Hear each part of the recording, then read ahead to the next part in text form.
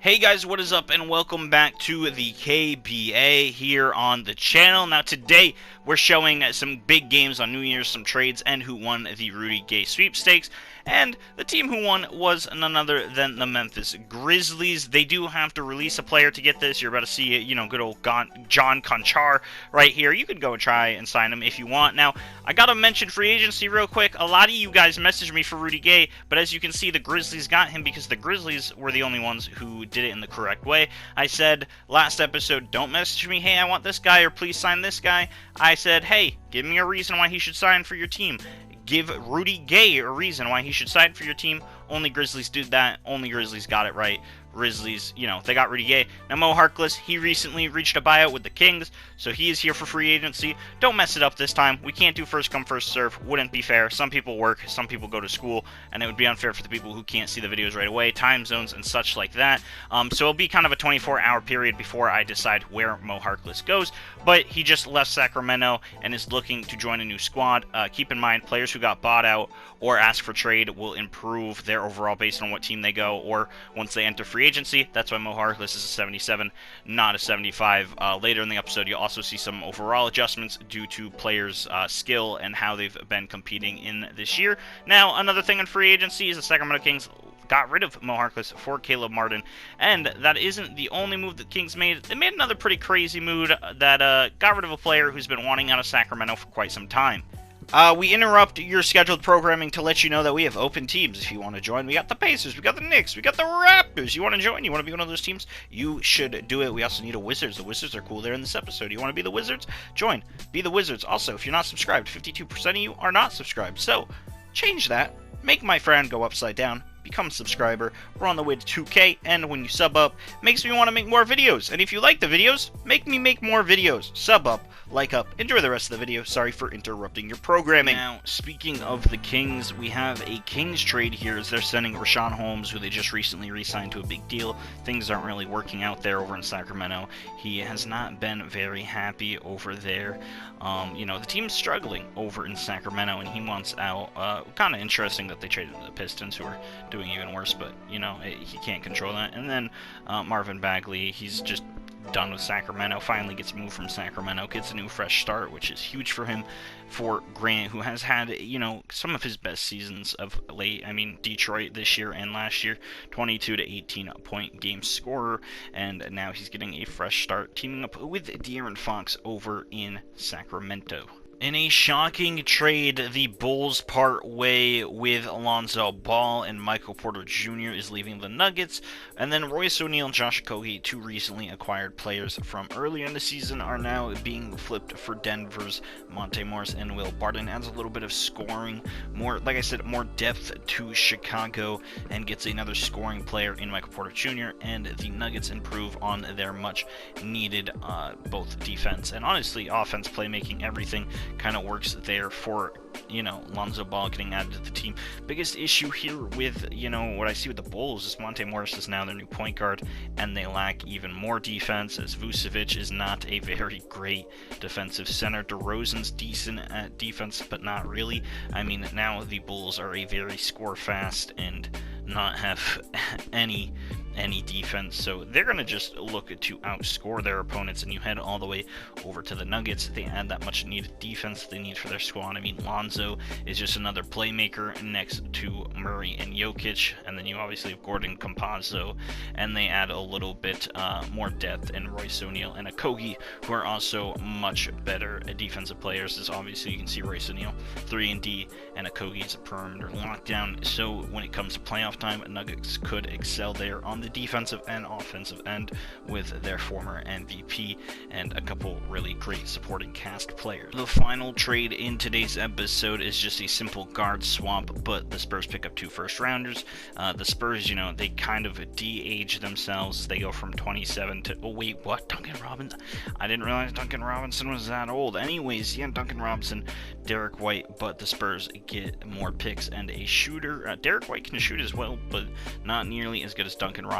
Kind of a flip-floppy trade there. I don't, it just works. It just happens. Now we're going to go ahead and get to the first ever roster update of the league, and we have a couple players here. First, you see Jarrett Allen averaging a career high in numbers. He's going from an 82 to an 84, averaging 12 and 13 with almost 2.5 blocks a game. Having a really good season over there for the Cavs. Next, we're going to go to Jalen Brown. He's averaging almost 29 points, his best career season, and he is leading the Boston Celtics to one of the better records in the Eastern Conference. So we're going to be boosting him from an 87 and putting him into the 90 club to join Jason Tatum as 2 90s on the Boston Celtics. I mean, Brown has had a terrific year, one of the better guards in the entire league. He's scoring efficiently, great defense as always. Tobias Harris, you guys saw his stats last episode. He's been doing crazy things since he went over to Orlando. 85 and 287, 25 career high in scoring and career high in a lot of other categories. Dude's having the best year of his career in a long time. Tim Hardaway in kind of the same boat, averaging 23 this year. He's going from an 84 overall to an 86 overall for the Dallas Mavericks. He is now the second best player on the Dallas Mavericks. He's passing Kristaps and is now, Luka's right-hand man. He's been scoring very well this year. Brandon Ingram's another young player who is, leading his squad in W's, although not many of them. He's averaging 25 points. He's going to go from an 84 overall to an 86 overall in this episode. And the final one, Nico Maninian, 12.5 points a game, 4 assists. He's going to go from like a 74 to a 77. Big important bench role for those Portland Trail Blazers right now, and he has been doing great since coming back from Italy and recovering from a stomach bug. The 3 games we're going to be rocking for the primetime games are the Pistons and the Spurs, who you just saw made moves, Bulls and Wizards, who, by the way, we need new Wizards. I haven't said this yet, but we do need a Wizards. I'm going to go re-record an intro to mention the players we need anyway, so never mind. We're also going to have the Bulls versus the Wizards. The Bulls just made some moves, and the Wizards have made many moves, also reminding you that we need a new owner for them. And the Nuggets, who just made a move against the Rockets. Other than that, we're not going to do these two because they both got primetime games, and they didn't make any new moves this episode. So if you're wondering why your team isn't getting, any primetimes, it's just because they haven't made any moves yet, or, they're just not on those special days that we're recording them, like this one is New Year's Day. Here we are in the Motor City of Detroit, the home of depressed sports fans. Whether it's the Pistons, the Lions, or the Tigers, Bears, oh my, nobody likes being a fan of these Detroit teams. Quite a sad existence, I will say, but they do have some hope right there in Cade Cunningham, and Cade Cunningham is going to be taking on the San Antonio Spurs and DeJounte Murray, who has actually, picked up his game in the last 30 days. As you can see, averaging a cool 18 points now. Greg Popovich, 1,287 wins. Could he make it 12,088? Who knows? Now, I don't know how old Greg Popovich is, but can't imagine he'll be in the league for much more time. So the Spurs might be looking at their last season with the, probably best coach of all time now. Primo got his crap smacked out of, he got sent to the third row by Richaun Holmes, who, as you saw earlier in the episode, recently got sent to the Detroit Pistons, along with Marvin Bagley, and, Sadiq Bey, Marvin Bagley, Richaun Holmes, Josh Jackson, who hits this 3, by the way. Let's talk about Josh Jackson real quick. Former top 10 pick in the NBA draft. I want to say it was 2017's draft.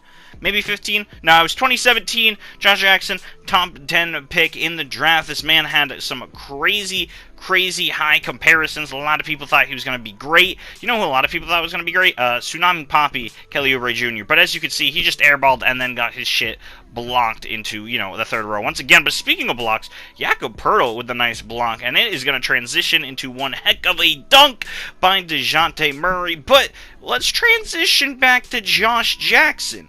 A lot of people thought he was going to be great. Some people compared him to a Chris Middleton type player as he shoots a 3 right here, and that wasn't his only 3. You saw the one earlier. You saw that one. Josh Jackson in this game broke the Pistons franchise record for most 3s made in the game with 10, which, as you can, if you can do the math, 10 times 3, that is 30. He dropped 30 points. Now, I mentioned this in the Discord, let you guys give some guesses. Didn't give you any rewards, but I let you guess. Never gave anyone the answer. I don't want to give you spoilers.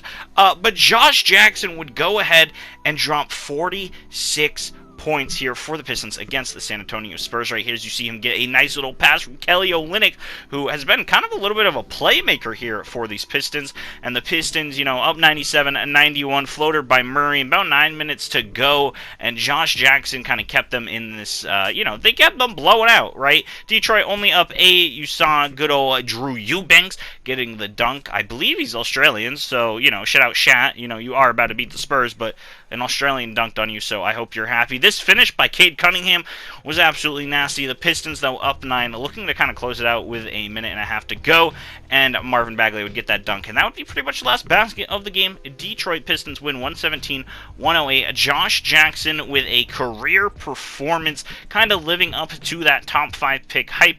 46 points, 17 for 25, 10 for 13 from 3. Cade Cunningham had 22, 5, and 8, and Marvin Bagley had 15 and 12 with his new team. You know, he had a lot of struggles in Sacramento. Now that he's in Detroit, he could seem to do really good. Rashawn Holmes had 6, 11, and 3 blocks.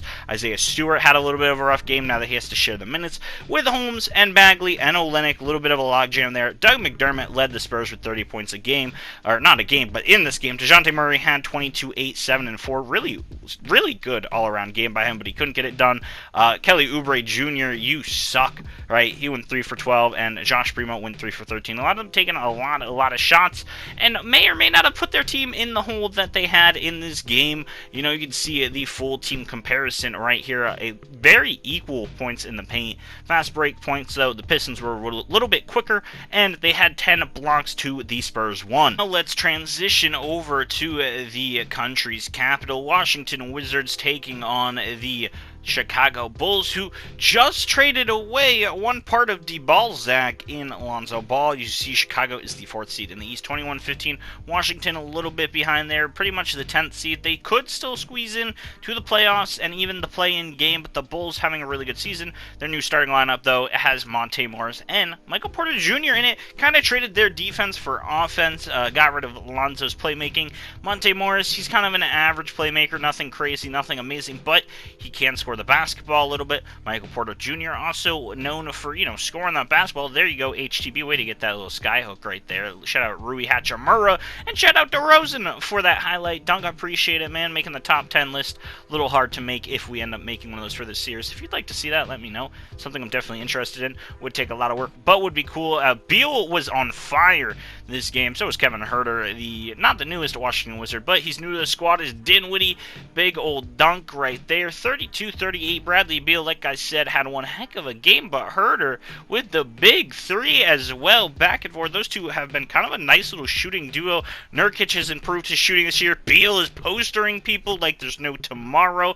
You can see a 3-point contest race right there. 2 Mavericks, 2 Warriors players. You know, Curry, Clay, Timmy, and Luka. All those players you expect to see. Zach LaVine tries to hit a buzzer beater. Cannot get it to go. And the Bulls are down 7 heading into the halftime here in Washington. DeMar DeRozan pull up mid-range. You know he is basically the real Maple Jordan. Spencer Dinwiddie, by the way, speaking of not even Jordan or Maple, but, you know, that graphic showed up. So, the last 30 days, he's improved his scoring. He's kind of becoming better. DeRozan, as good as he's always been with them dunks, as he dunks over to LaVine, shooting deep right there. Tied game, 75-75. Thomas Bryant, nice little fade spin move over the other guys. Now, the Wizards are 4th in fast break points this season. Not crazy a stab, but Jazz and the Pacers are up there as well, which is cool to see. Beal with the spin move, looking like a washer. Step sis, I'm stuck in the washer. I don't even know, man. Look at Bradley Beal go. He was scoring in buckets, gets the hard layup and hard finish to kind of bring these Washington Wizards back in. Now, let's fast forward to this dunk that leads Rui Hachimura to the line. 119-118, 4 minutes to go. Big block right there by DeRozan. LaVine gets the tough finish, putting them up by 3, and right after he put him up by 3, he fouls out while attacking Bradley Beal on a layup. But Vucevic on the other end with a huge dunk. Chicago 126, Wizards 124. Beal misses his shot, gets his rebound, and puts the lay-in to tie the game with 128. But the Bulls would go to score 2 unanswered points before we had about 26 seconds left on the clock. Bradley returns with a layup. They foul. We get 131-128, and Robert Covington misses the wide open 3 to tie the game going to overtime. Chicago Bulls win 133-128. 128. Rocco is just going to get beat up by his teammates for costing that. Bradley Beal, 41, 4 and 7, huge 40-point performance. Dinwiddie had 19, Rui had 19, Lauri Markkanen had 11 points as well. The Wizards, who kind of didn't find their footing until right now in the season and get a W, get a much-needed win, and the new-look Bulls, you know, they didn't get a win, but they had a competitive game. My bad. Sorry, Wizards fans. You suck. But the Bulls, Zach LaVine led the team in scoring, although he fouled out. 24 to Rosen, 21 of Vooch, and a lot of scoring and a lot of good things coming from the Chicago Bulls. As we head into this game, this final game here in Denver, we have something a little interesting to report, a little fishy, you could say, as Jamal Murray walks in, but look at Jokic and Brandon Ingram talking, having a nice little conversation before the game.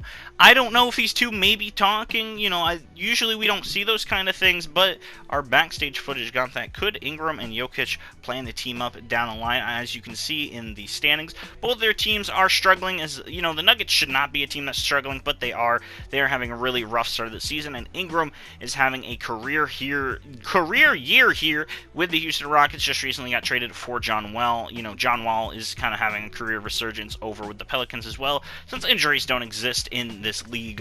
You know, I think John Wall can still be a really good point guard, as you see right there. Ingram get the nice mid-range to go. Jalen Green, the rookie that everybody loves with the huge dunk. Now Jalen Green has some things to make up to the Rockets fan. You'll see later in this game as Alonzo Ball nails the three, kind of turning into a sniper here.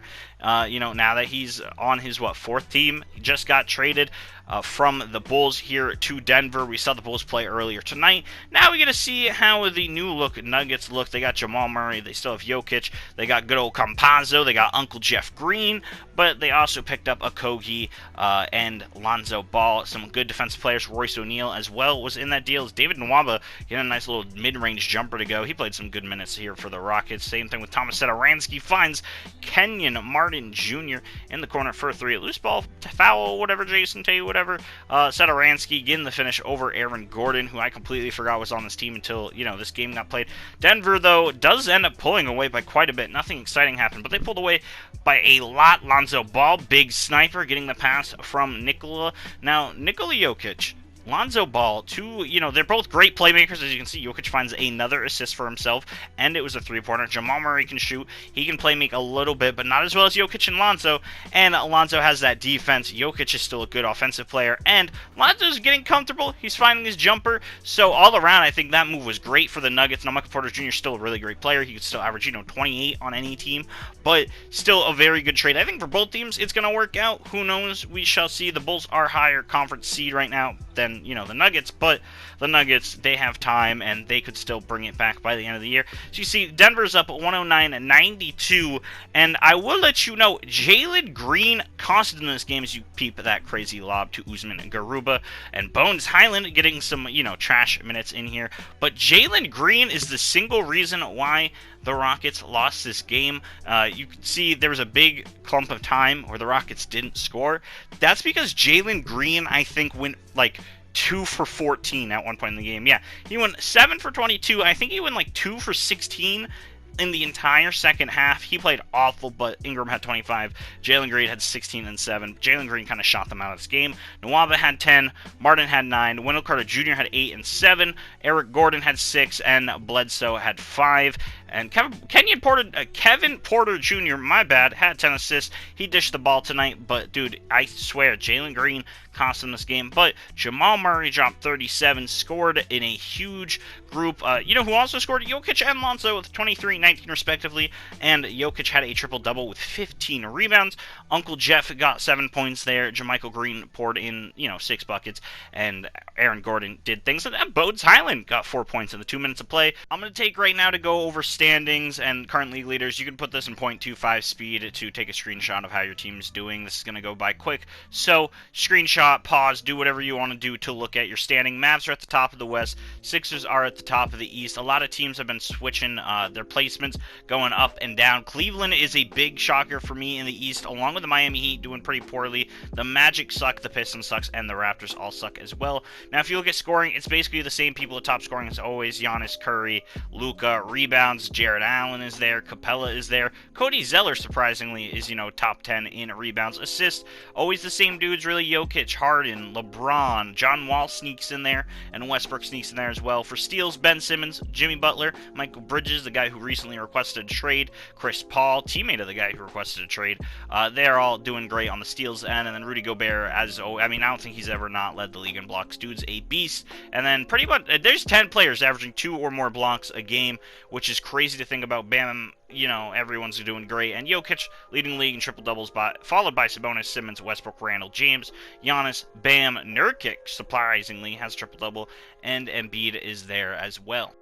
We're going to look at the rookies real quick. Jakob Poeltl, don't know why it's glitched, says he's never played in the NBA before. Obviously, that's not true. He's in the rookie rankings. Don't mind that. I'm going to go from 10 to 1 for scoring, so you can just pause to look at it. Everything else will be 1 through 10. Shout out Evan Mobley, leading all rookies in rebounds.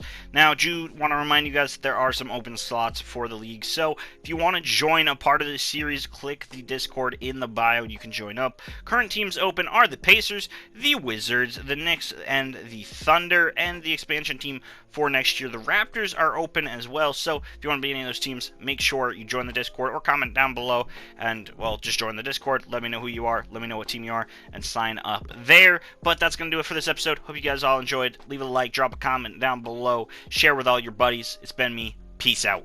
I'm the bee's knees, these hoes, yeah, they just love me. Flow so cold, but my nose straight runny. Got a lot of bros, so don't act funny. Shooting off shots, gun hopping like a bunny. Run up on me, you a motherfucking dummy. You know I do these